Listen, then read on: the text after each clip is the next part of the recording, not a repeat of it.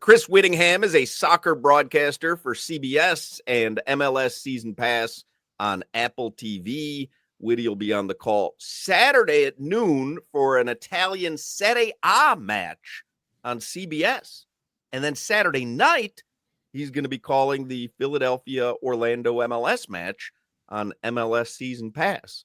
And he is joining us on the Toyota of Hollywood hotline. We always enjoy talking with Witty. So Inter Miami plays LAFC tomorrow night. Now that's the Concacaf Champions Cup, right? And you had said correct to me earlier today, Witty, that's actually more important than their MLS games at the moment? Or is that your opinion?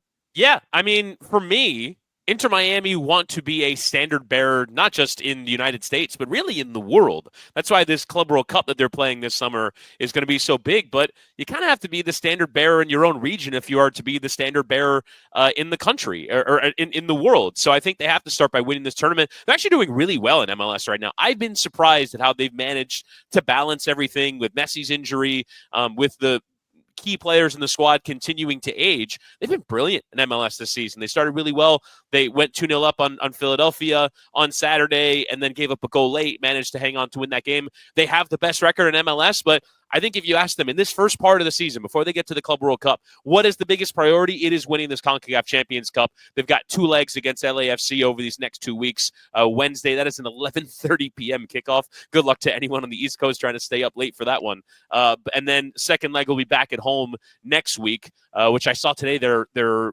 releasing some tickets for $25, which is honestly really good value because you know that Inter Miami, you're going to give a crap about that game. They're going to want to win that game because they're trying to be the champions of this part of the world. And Woody, you got to explain it to me, but this overlapping, so the MLS and the CONCACAF and then delegated back to Argentina when Messi wants to just go home and play for his team. It's all acceptable in soccer because there's no way that I'm going to say, hey, I'm going back to my country to play. Y'all figure it out on this side. It's all accepted in soccer. Yeah, it's kind of wild, Crowder, because in most leagues, there is just the league. There's just the league. You play a regular season and then you play playoffs. But with soccer, both to kind of fill the time in between games and because kind of the human body, I think, can do a little bit more in soccer than in other sports, you play multiple competitions. So Inter Miami will play, if you separate between regular season and playoffs, they will play in 5 different competitions this season. And you can kind of prioritize however you like. And then, as you say, you have to take a break for the international games. But MLS only does that during the end of the season. In October and November, they will actually stop play so that the international teams can call in their players. But they're a rare league that play through international windows. So Argentina just played 2 games. MLS didn't stop. Miami actually didn't play in that week, but they could have done.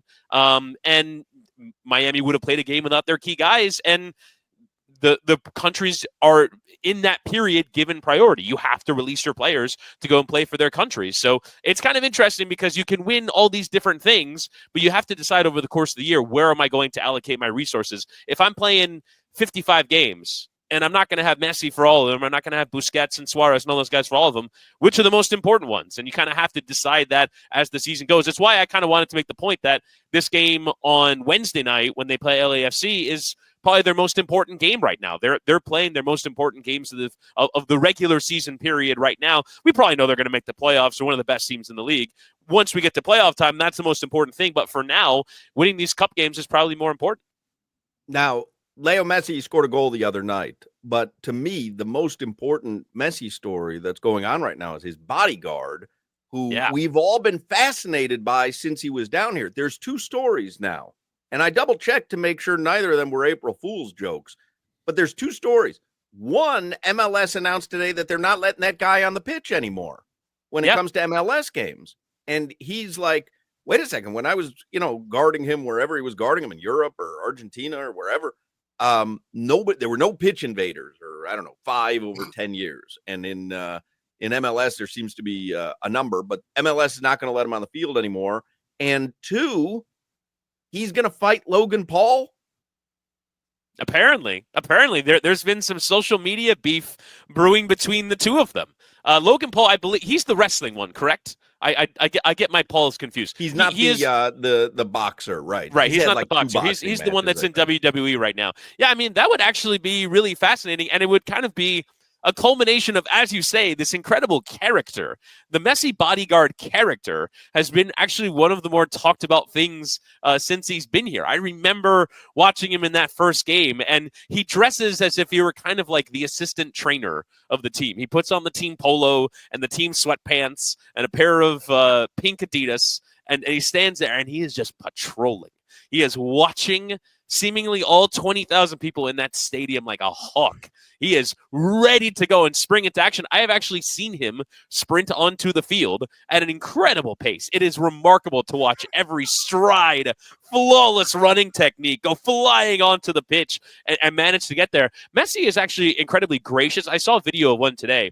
He seems to like, oh, okay, oh, you're here. All right, let me take a pic. Like he'll prevent the bodyguard from kind of tackling the pitch invader to the ground. He'll let the person have their moment and take their selfie or whatever, and then the bodyguard can usher them away. But yeah, he said that this is a way bigger problem since he's been in Miami than it was at Barcelona or at PSG. I think there is kind of a decorum in Europe that even though everyone is there to watch Messi and everyone knows it's a big deal, we don't do this. We treat our stars appropriately, but it does seem like there's a kind of greater percentage of people that don't, I guess, care maybe about the event. They just want to have their moment of attention of being in the sun, and so they'll go running out there. And it's pretty wild. But yeah, this character of Messi's bodyguard has been fascinating. He has his own Instagram page, and he's like a legit, I think he's a kickboxer if I remember correctly. And he is an absolute badass. So good luck to anyone trying to fight that guy. How long about Logan Paul though? Would Logan Paul stand a chance?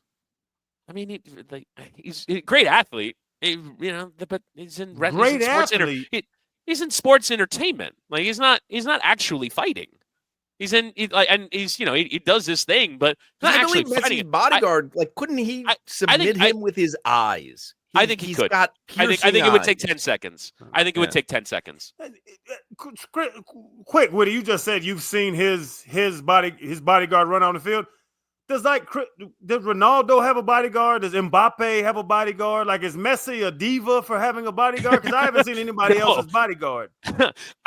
Maybe Ronaldo has a bodyguard. He's certainly not as well known. Or again, there are these sort of pitch invader moments that happen with Ronaldo, not quite as often because he's playing in Saudi Arabia and it just doesn't happen there. I imagine if he played at MLS, they might have to think about it a little bit because there does seem to be something about the United States and kind of the people running onto the field. But yeah, he is kind of the only one that has a well-known bodyguard that we're kind of all aware of that's with him everywhere. I was showing someone the other day that Messi has these photos taken of him at Naples Optimus games because his son is playing academy games, and sure enough there's the bodyguard standing in the background. He is there everywhere. And in this interview that the bodyguard gave where he said that I'm no longer allowed on the sidelines of games, it was like a YouTube channel they did an interview with, and he was saying that he is both physical bodyguard but also kind of emotional bodyguard because he is also around Messi at all these times. And I've actually seen this before. I once did a show for Inter Miami at the training facility, and Messi was there to do an event for the Hard Rock because they sponsor one of the corners of the ground, and he has a burger with Hard Rock or whatever. So he was there. How dare you?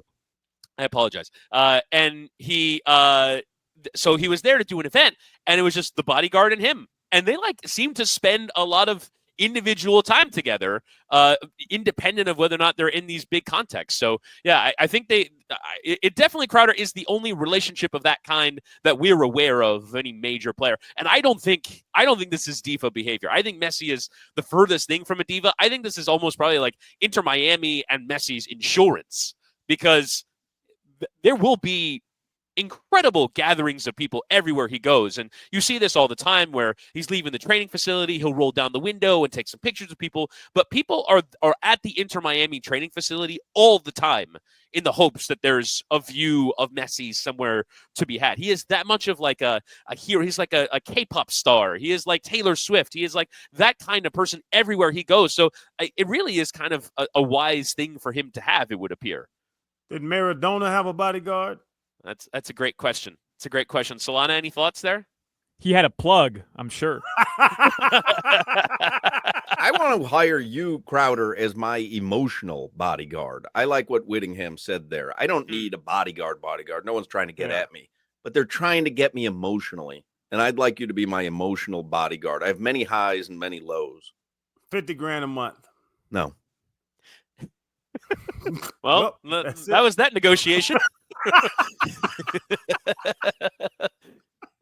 Hey, Witty. Interest you in 40? He didn't found out immediately. My emotions are not that important to me. So Inter Miami is in LA, Witty, and I don't know how long they're planning on staying there, but tomorrow, 11:30 Eastern Standard Time, start time, the Lakers actually play Thursday. Do you think Mascherano, Inter Miami's manager, will stick around for an extra day and get to finally answer the question we're all waiting for, which is Jordan or LeBron? He said he didn't have enough info. Who asked him that question? Do we know? Was that a local guy? I don't know. I'd love to find out because it comes from absolutely nowhere. Nowhere. I love that. Even That's like my not even favorite trying kind of question. Even like trying to like, if you say, is Jordan a bigger deal or is Messi a bigger deal? Like at least some kind of even tenuous link. This was to Inter Miami. This is out of the clear blue sky that he asks him, "Are you a Jordan or a LeBron guy?" And in sort of the English that he does have, Javier Mascherano goes, "I don't watch enough basket," which is what they don't call it basketball; it's called basket. But yeah, I actually saw Solana. So they got to LA early. They were there on Monday. And I actually saw that a few members of Inter Miami that I know that I follow on Instagram for my times of being at the club were at the Lakers game on Monday night. So maybe Mascherano was there while the big stars of the team, I don't know if you saw this, were at David Beckham's 50th birthday party. And there was quite a gathering of at least the biggest stars of the team. Star-studded. Oh, David can you Beckham's imagine? 50th? Yeah. Yeah. I mean, Tom Brady was there. Messi. Busquets, Alba, and Suarez while there. Those four kind of always seem to be at the brings big his events. bodyguard to that. I do. Yeah. Really? I would be surprised if he wasn't there. I would be surprised. Wow. That's or maybe fascinating. because it should be a well secured event. I imagine David Beckham for his 50th birthday party has some security. Were all the Spice Girls there? Do we know? I know one of them was there. I know that Victoria, obviously the one that he's. But what about to. Scary Spice, Sporty Spice? I don't know. I wonder how good of friends they are. I wonder how Hawk like friends they are. Hawk like Scary Spice. Scary Spice. That's your personal favorite. Hawk, that's like that's Lisa Turtle, right? Yeah, it's the black one. Yeah.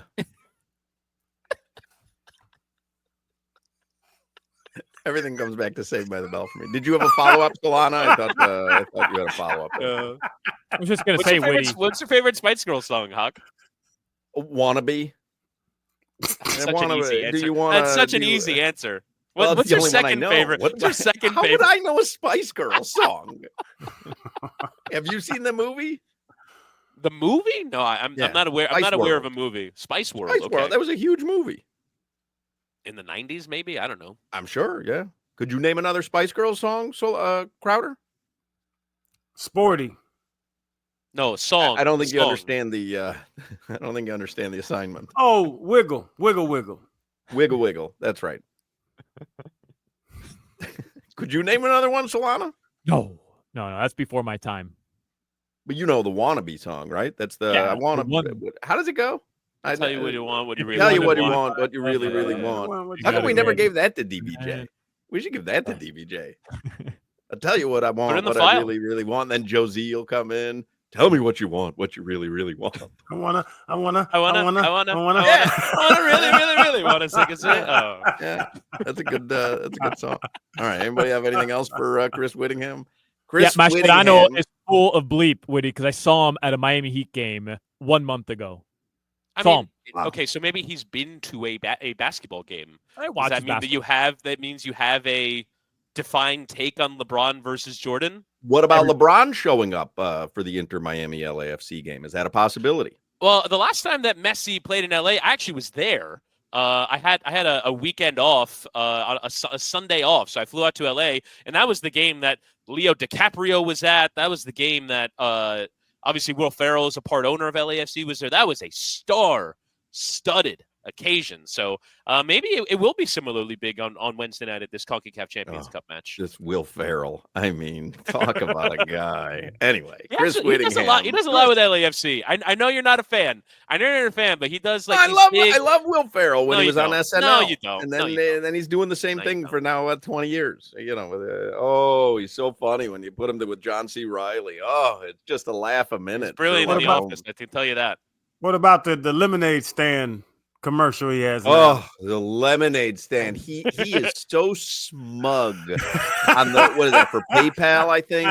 He's so smug on those commercials. It's enough, Will Ferrell. We got it. Goodness gracious. I need an emotional bodyguard just from him. Chris Wittyngham, you see him on CBS and MLS Season Pass on Apple TV. He will be on the call Saturday for an Italian Serie A match on CBS. Love your and pronunciation Saturday of that, night, by the way. Philadelphia and Orlando, MLS, 7:30 p.m. MLS Season Pass. Thank you, Witty.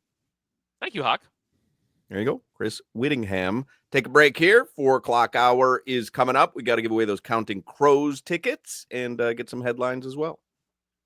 Y'all got to get down to Delaware Chicken Farm and Seafood Market. They have it all. They have Crowder Powder, too. So you got the best seasoning blends out there, and they have all delicious food. The lamb, the beef, the veal, the pork, the poultry, duck, turkey, lobster, shrimp, fish, alligator, venison.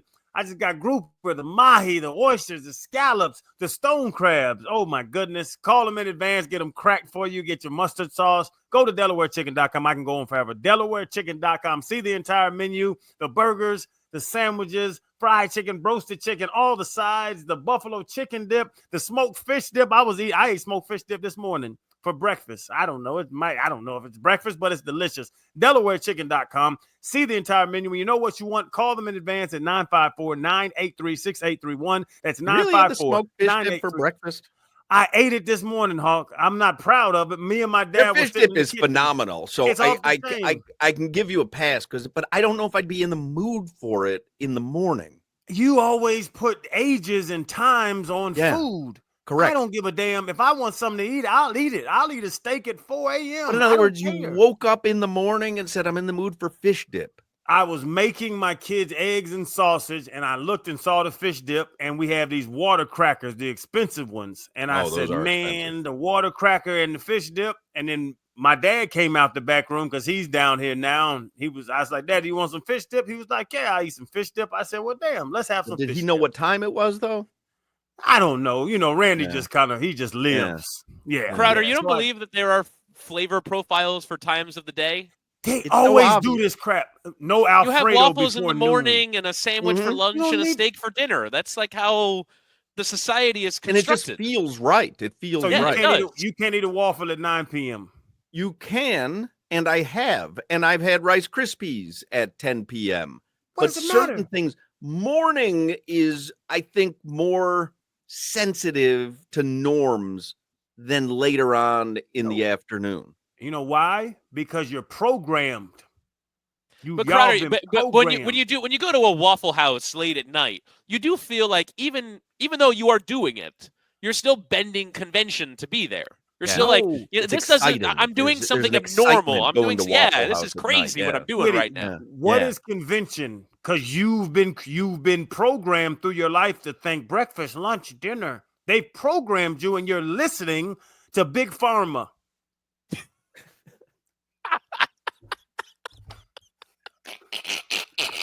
Hard to argue. It's a great point. It's a great point. It's a great point. Well made. Yeah. Make sure Delaware Chicken Farm gets the entirety of this commercial, Jimmy. I eat whatever the hell I want, whenever the hell I want, Witty. Fair enough, mate.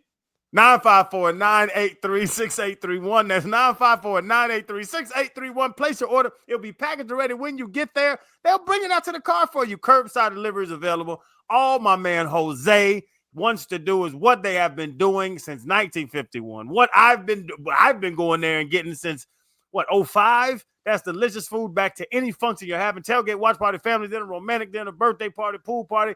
Get your food from Delaware Chicken Farm and Seafood Market, and your function will be better. They are located on 441, 1 block south of Sterling Road. When y'all get down there, grab your Crowder Powder. Eat whatever the hell you want, any time of the day you want. But if you get it from Delaware, preferably save the fish dip till later in the afternoon. And maybe the waffles in the morning. I'm just waffles saying. in the morning. You can have it whenever you want, but you're save a it till grown up. later in the afternoon. If you're a grown up, be a grown up. Do they have tilapia, by the way? W2 Roy was asking me. They do. They have delicious tilapia. It's right there, man, in the seafood section. 441, 1 block south of Sterling Road. When y'all get down there, tell them Crowder sent you.